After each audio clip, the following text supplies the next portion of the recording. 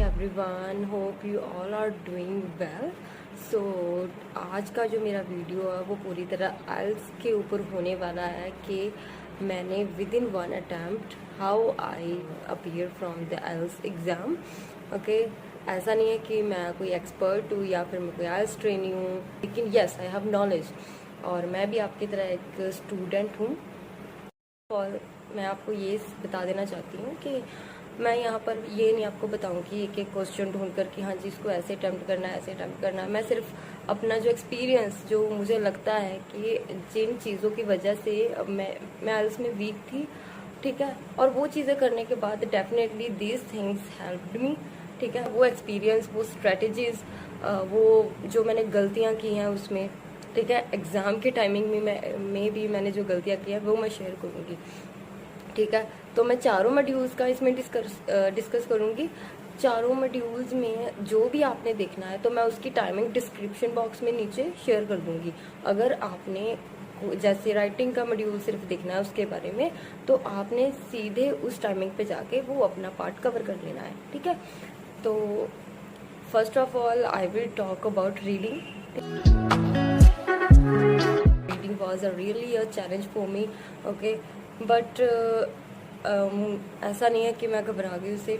मैं आपको ये बता देना चाहती हूँ कि I got 7 points in that, okay, जितना भी मेरा बैंड स्कोर था सबसे मैक्सिमम था। तो रीडिंग में क्या होता है, रीडिंग में हमको 2 चैलेंजेस आते हैं। फर्स्ट एक आता है कि हमें क्वेश्चन के आंसर नहीं मिलते, ठीक है, एंड सेकंड वन हमसे टाइम नहीं मैनेज होता। तो फर्स्ट ऑफ ऑल मैंने यही कंसंट्रेट किया कि मैं कैसे आंसर ढूंढूँ, ठीक है।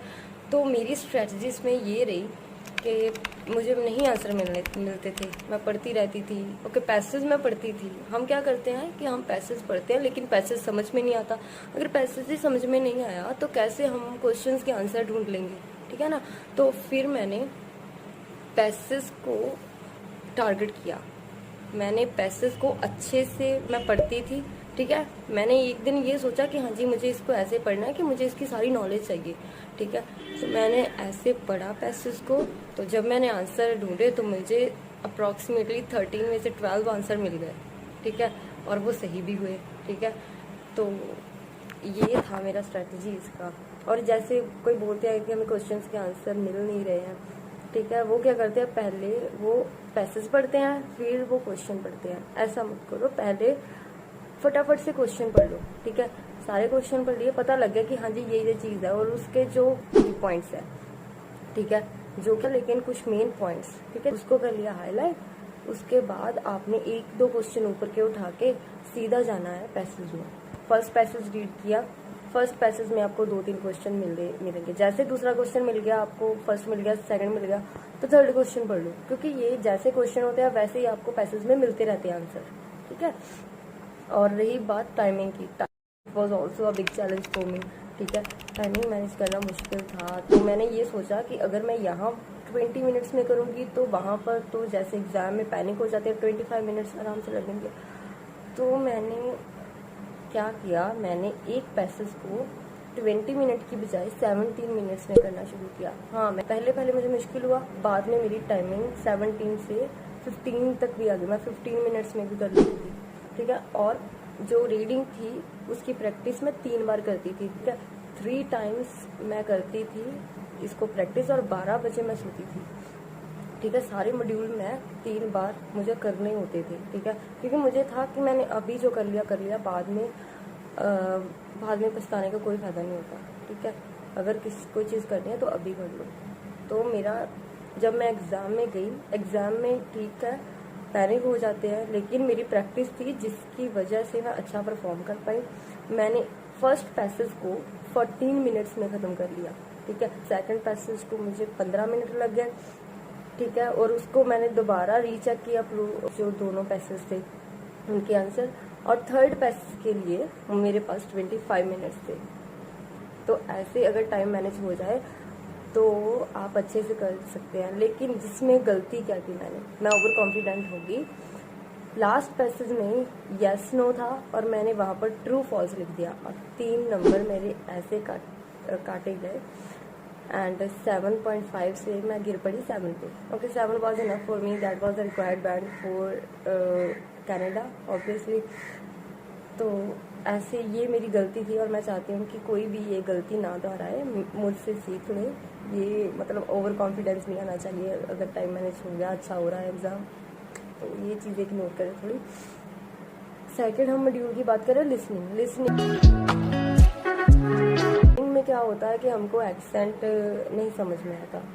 पहले वो जल्दी जल्दी बोलते रहते हैं, हमें पता नहीं लगता कि हम कहाँ पर है ना, ऐसा ही होता है। तो जब मैं लिसनिंग करती थी तो मेरे साथ भी पहले ऐसा हुआ। फिर मैंने क्या किया, उसकी भी मैंने प्रैक्टिस बढ़ाई। तो और उसकी स्ट्रेटजी मैंने ये सीखी कि जब वो बोल रहे हैं, you have this much time to read your questions, ठीक है, कुछ वो गाइडलाइंस अपनी देती हैं, उस टाइम में आपने उस सेक्शन के 4 सेक्शन होते हैं ना, 4 सेक्शन में से जो फर्स्ट सेक्शन होता है उसके क्वेश्चन पढ़ लो जल्दी से, और उसके भी की पॉइंट्स को हाईलाइट कर लो। जब आप क्वेश्चन पढ़ लेते हो तो आपको पता लग जाता है कि यहाँ पर किसी का नाम पूछा जाएगा, किसी का टाइमिंग पूछा जाएगा, या डे पूछा जाएगा, या डेट पूछी जाएगी, या नंबर कोई लिखना है, ठीक है।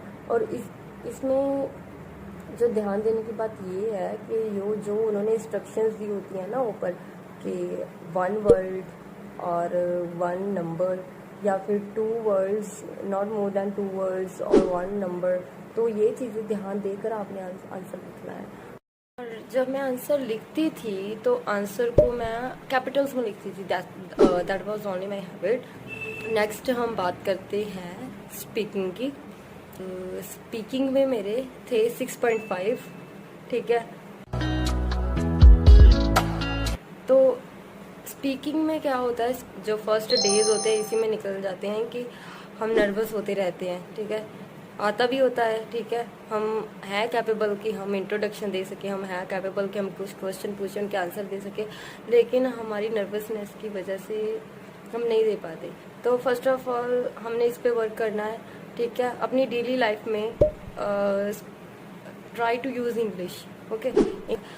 तो जब हमने स्पीकिंग देनी है, फर्स्ट ऑफ ऑल हम कॉन्फिडेंट होने चाहिए। और कॉन्फिडेंस ये कैसे बिल्ड होगा, अगर हमने प्रेपरेशन की हुई है तो हम कॉन्फिडेंट होंगे और हम बिना डर के वो बोल पाएंगे, ठीक है, डरेंगे नहीं। तो प्रेपरेशन पर, प्रैक्टिस पर पूरा जोर देना है, ठीक है। जो मैं पर्सनली करती थी मैं वही बता रही हूँ कि मैं एक क्यू कार्ड को लेती थी फर्स्ट डेज में, एक क्यू कार्ड को मैं 10 बार बोलती थी, इवन कि मुझे वो आता भी था, लेकिन फिर भी मैं एक क्यू कार्ड को 10 बार बोलती ही थी, ठीक है। कई बार मैं मिरर के सामने भी खड़ी होकर बोलती थी, ठीक है, अब खुद से आई कांटेक्ट करके, ऐसे मेरा कॉन्फिडेंस बिल्ड हुआ, ठीक है। जब हम एक ही चीज़ को बार बार बोलेंगे तो उसमें आइडियाज़, वो आइडियाज़ जो है वो तो लिखा ही हुआ है, लेकिन आइडियाज़ खुद से बिल्ड होने शुरू हो जाते हैं कि हाँ जी मैं ये तो बोल रही हूँ कि लेकिन इसमें मैं ये भी ऐड कर सकती हूँ, ठीक है। तो ऐसे हम स्पीकिंग को जो है अच्छा कर सकते हैं। The next module about which I am going to talk, that was writing. And writing was the module in which I got very lesser band score, and that was 6 only, okay. So writing को बिल्कुल भी lightly मत देना। So the first thing on which they I think concentrate, that is a sentence formation, okay. Sentence formation in terms कि हम compound sentences use कर रहे हैं, complex sentences use कर रहे हैं, या simple sentence use कर रहे हैं, ठीक है। तो इन चीज़ों पर आपने ध्यान देना है। मेरा क्या था मोटिव, मैं एक जो बॉडी पैराग्राफ्स थे मेरा होता था कि मैंने अपने कंपाउंड या कम्प्लेक्स सेंटेंसेस जो है वो मैंने फॉर्म करने ही करने हैं, और कम्प्लेक्स प्लस कंपाउंड सेंटेंस भी एक मैं फॉर्म करती थी, ठीक है। और उसके साथ के साथ जो हमने वोकैब यूज़ करनी है, हमने मेक श्योर करना है कि हमको अच्छी नॉलेज है कि हाँ जी ये वाला जो वर्ड है इसको हम इसी तरह से और इसी जगह पर यूज़ कर सकते हैं। ऐसा नहीं होता कि हमने सिनोनिम उठाया तो हम इसको यूज़ कर सकते हैं कहीं भी। अगर हमको पता ना चाहिए कि कहाँ पर क्या सिनोनिम जो यूज़ होना चाहिए, तो वो हमको डीप नॉलेज होनी चाहिए उस चीज़ की, ठीक है। और उसके बाद क्या टाइप है ऐसे का, ऐसे की भी बहुत टाइप्स है, जैसे एडवांटेज डिसएडवांटेज टाइप। उसके बाद एग्री डिसएग्री, एक होता है पार्शियली एग्री और पार्शियली डिसएग्री होता है, मीन्स कि to what extent do you agree और डिसएग्री। तो हमको उसके अकॉर्डिंगली अपने जो है व्यूज़ देने होते हैं, ठीक है। उसके बाद ऐसी काफ़ी जो है टाइप्स होती हैं, ठीक है। I don't want to discuss in detail, लेकिन हाँ मैंने पढ़ी थी ये सारी चीज़ें, ठीक है। मैंने हर टाइप का समझ रखा था कि हाँ जी इसमें कैसे डिस्कस करना है, तो वो to what extent do you agree और डिसएग्री, डू यू एग्री और डिसएग्री, ओके। तो ये चीज़ें जो है वो थोड़ा डिफरेंस ले आती हैं हमारे आंसर पे, ठीक है। तो इन चीज़ों का ध्यान रखना है। और जब हमने आंसर लिखना है ना, तो इंट्रोडक्शन में हमने पहले ही मेंशन कर देना है कि हम इन पॉइंट को सपोर्ट करने वाले हैं, ठीक है, ताकि जो एग्जामिनर है उसको इजी हो जाए कि हाँ जी इसमें ये जो स्टूडेंट है ये चीज़ें डिस्कस करने जा रहा है। तो हमने पहले ही मेंशन कर देना। और कंक्लूजन, इंट्रोडक्शन एंड कंक्लूजन पर मेक श्योर करना कि आप अच्छा लिखें, ठीक है। तो 40 मिनट्स का होता है ऐसे, ठीक है। तो पहले अपना जो 7 या 8 मिनट्स प्रिपेयर कर लें कि कौन से हम जो है पॉइंट्स लिखने जा रहे हैं, ताकि जब हम लिख रहे हैं तो हमें सोचना ना पड़े, हमें रुकना ना पड़े। हम इजीली अपने जो पॉइंट लिखे हुए हैं साइड पर उसको उठाकर अपने अच्छी वर्डिंग में लिखें और प्रेजेंट करें, ठीक है, विद एग्जांपल्स। तो वो जो चीज़ें हैं उनका आपको जो है ध्यान रखना है राइटिंग में। लेकिन मेरे कम रहे हैं बैंड, तो नेक्स्ट टाइम, अभी तो चलो मेरे आ गया, अब मुझे ज़रूरत नहीं है दोबारा करने की, ठीक है। पड़ गई थी मुझे दोबारा ज़रूरत आइल्स करने की, वो मैं अपनी अगली वीडियोस में शेयर करूँगी कैसे बच गई दोबारा आइल्स करने से, ठीक है। क्योंकि मेरा जो टाइम था वो एक्सपायर होने वाला था, और मे भी मैं पहले ना जा पाती अगर मेरा ब्रदर नहीं होता। तो वो चीज़ें मैं अगली वीडियो में डिस्कस करूँगी, ठीक है। तो इन चीज़ों का ध्यान रखना है आप लोगों ने, ठीक है। अपना बेस्ट दो। मेरा व्यू पॉइंट यही है कि आपकी प्रैक्टिस है। अगर हम प्रैक्टिस करते हैं मन से, ठीक है, अगर हमको पता है कि हाँ जी हमने क्लियर तो करना है, अपना दिन रात एक कर दो यार। मैं क्या करती थी, मॉर्निंग में वहाँ पर जाके प्रैक्टिस करनी, उसके बाद घर पे आके, ठीक है, फिर सो जाना, फिर एक बार करनी। 12 बजे तक मेरा ये चलता रहता था, ठीक है। और जैसे अभी मैं ट्रैवल करती थी बसेस में मैं वीडियोस देखती थी यूट्यूब पर, इसी के मतलब कि मेरी सारी दुनिया उस टाइम आइल्स के इर्द गिर्द घूमती थी, ठीक है। तो ऐसे हम क्लियर कर सकते हैं आइल्स एग्ज़ाम को। कोई भी चीज़ मुश्किल नहीं होती है, बस उसमें बेस्ट दो। एवरीथिंग नीड्स प्रैक्टिस, ठीक है। प्रैक्टिस होगी, अगर यहाँ पर प्रैक्टिस है वो आपको वहाँ पर जाके दिखेगी, जो कि मेरा एक्सपीरियंस है। मेरी यहाँ पर प्रैक्टिस थी, अगर मैंने प्रैक्टिस ना की होती, मुझे सिर्फ नॉलेज होती, तो मुझे नहीं लगता था कि मैं अच्छा परफॉर्म करके आ पाती वहाँ से, ठीक है। मेरी प्रैक्टिस थी, इसी वजह से मैं कॉन्फिडेंट थी। जब मेरा एग्ज़ाम हो चुका था मुझे पता था हाँ जी मेरा बैंड स्कोर अच्छा आ जाएगा, ठीक है। रीडिंग में मेरे 7 रह गया, वो मेरी गलती से, विच आई ऑलरेडी शेयर। तो इन चीज़ों का ध्यान रखना, ओवर कॉन्फिडेंस नहीं होना। तो कंसंट्रेट करो। All the best to all of you जिन्होंने भी एग्ज़ाम देना है या एग्ज़ाम की तैयारी कर रहे हैं, ठीक है, या देने वाले हैं। तो इन चीज़ों का थोड़ा ध्यान रख लेना। मैं टाइमलाइन जो है डिस्क्रिप्शन में बता दूँगी, ठीक है। तो आप कमेंट करके मुझसे पूछ सकते हैं, मैसेज करके पूछ सकते हैं, ठीक है, अगर कुछ जानना चाहते हैं। Thank you, all the best.